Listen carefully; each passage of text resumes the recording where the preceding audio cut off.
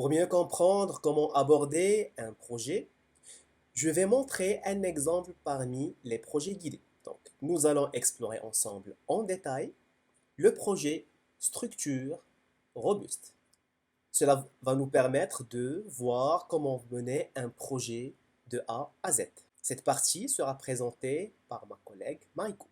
Le projet des structures robustes a pour but d'explorer l'origine et la nature d'un tremblement de terre et son effet sur les structures. Cette exploration permettra de définir le ou les facteurs essentiels pour une conception efficace des structures plus résistantes aux tremblements de terre, et ce qui explique pourquoi les bâtiments de nos jours n'ont pas tous la même forme. Bonjour à tous. Les projets guidés se divisent en trois parties. On a premièrement Explore, ensuite on a Créer, puis finalement Partage. La première partie, Explore, permet de mettre en contexte les élèves sur ce qu'ils devront réaliser lors du projet.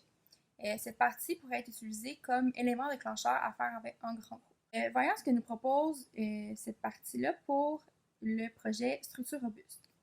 Au premier picot, on retrouve un court texte ainsi qu'une courte vidéo d'environ 1 minute qui va permettre d'introduire la thématique de ce projet-là. Donc, Max et Mia ont remarqué que dans le monde, tous les bâtiments n'ont pas la même forme. Ils souhaitent étudier comment concevoir des bâtiments pour qu'ils soient plus solides et plus sûrs. Au deuxième picot, on trouve quelques questions que Max et Mia nous posent. En fait, Max et Mia sont deux personnages qui vont permettre de faire la continuité entre les différentes étapes des différents projets. Donc, Max et Mia nous pose 3 questions ici. Donc, quelle est la cause des tremblements de terre et quels sont leurs dangers? Comment les scientifiques évaluent-ils la magnitude d'un tremblement de terre? Et quels éléments peuvent influencer la résistance des bâtiments à un tremblement de terre? Puis ensuite, on nous invite à partager nos idées au moyen d'un outil de mémorisation. Donc, ce sont 3 questions qu'on peut se poser en groupe afin d'activer les connaissances antérieures de vos élèves. Puis même, on peut même créer une carte conceptuelle à partir des différentes idées que les enfants proposent. C'est ce qui conclut la partie Explore. Passons maintenant à la partie Créer. Dans cette partie-là, les élèves vont construire un modèle, le programmer, puis finalement faire des tests.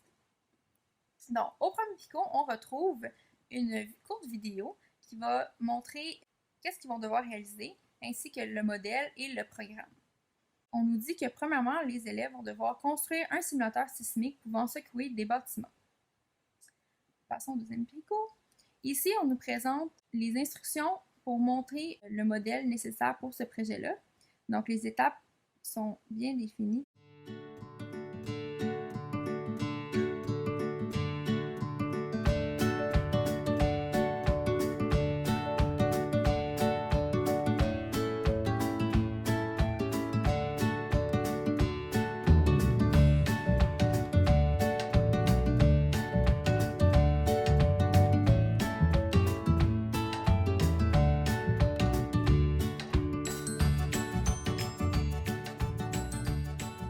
Une fois le modèle monté, vous devez arriver à ce résultat-là.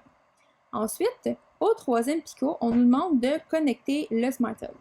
Donc, pour ce faire, on clique sur Connecter, on appuie sur notre bouton de notre Smart Hub et maintenant, il apparaît comme ça. On a juste à le sélectionner.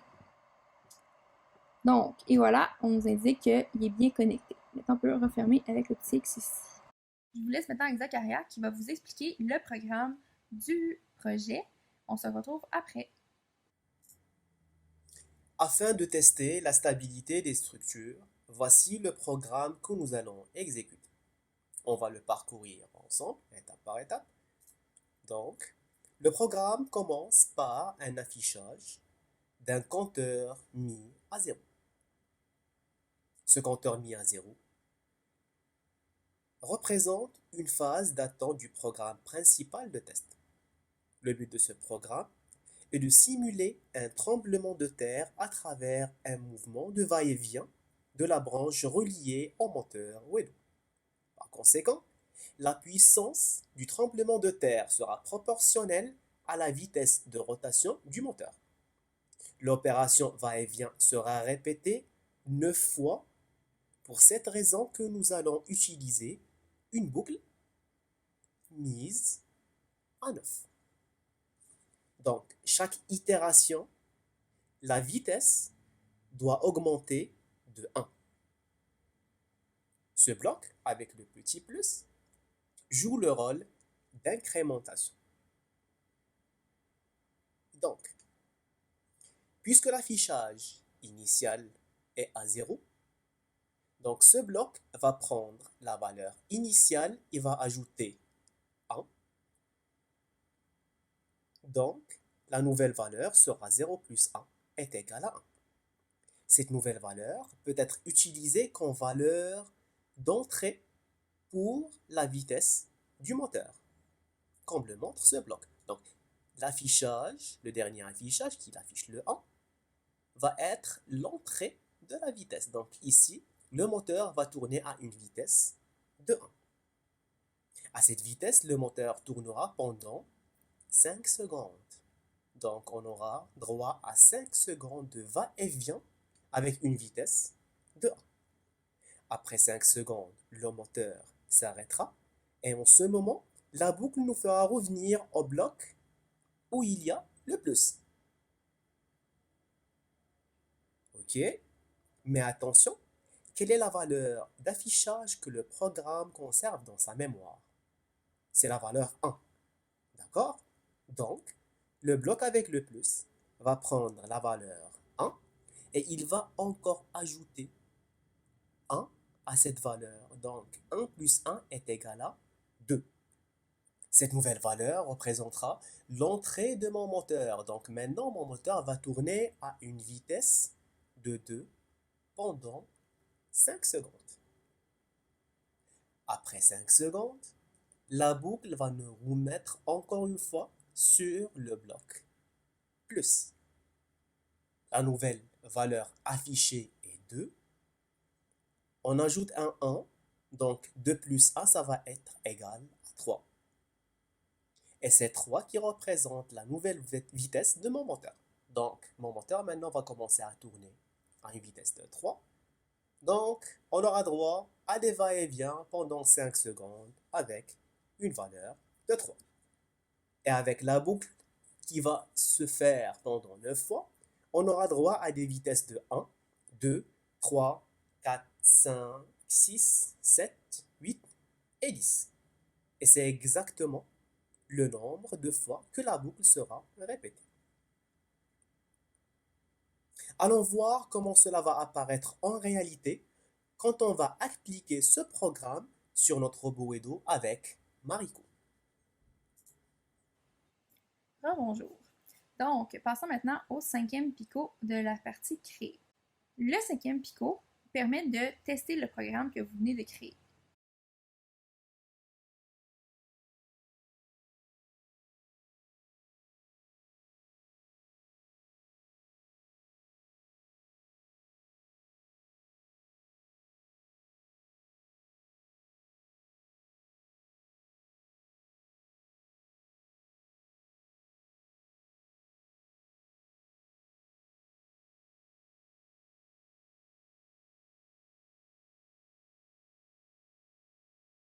Au 5e picot, on vous propose de rechercher la magnitude de tremblement de terre la plus faible pour que le bâtiment B tombe, donc celui-ci. Puis ensuite, on vous propose en fait de tester le bâtiment A avec la même magnitude. Ensuite, on vous propose d'exécuter le même programme pour faire tomber les bâtiments B et C. Pour les deux propositions, on vous propose de documenter et de comparer vos résultats avec les deux tests. La prise de notes peut soit se faire à la main ou utiliser l'outil documentation ici. Voici ma prise de notes que j'ai prise quand j'ai réalisé ce projet-ci. Moi ici, j'ai mis pour que le bâtiment B tombe. Donc, j'ai mis chacun de mes essais. Puis, ici, j'ai mis une photo de mon programme ainsi qu'une vidéo de lorsque je l'ai testé. Je vous invite à visionner la vidéo Outils de documentation afin d'en apprendre davantage sur comment utiliser les outils de prise de notes. Passons maintenant au Pico 6. Donc, on nous propose soit deux choses. Soit d'aller plus loin avec Max et Mia, ou sinon de passer tout de suite à la dernière partie qui est partage. Si on va voir qu'est-ce qu'il nous propose dans aller plus loin avec Max et Mia, on arrive ici donc de faire des registres supplémentaires.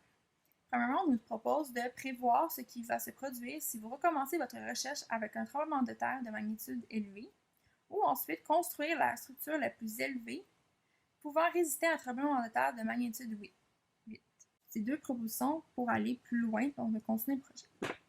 Si on continue, ensuite, on va entrer dans la dernière partie qui est partage. Dans cette partie-ci, on va vous proposer d'examiner vos prévisions et d'expliquer ce qui s'est produit pendant cette recherche, d'organiser vos informations pour les partager avec d'autres et finalement insérer dans votre projet des textes, images, captures d'écran ou vidéos importants.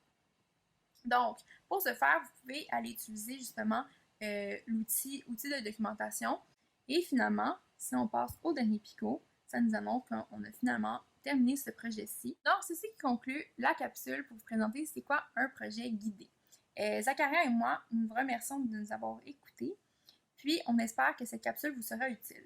En terminant, je vous invite à visionner la capsule Outils de documentation afin d'en apprendre davantage sur comment utiliser les outils de prise de notes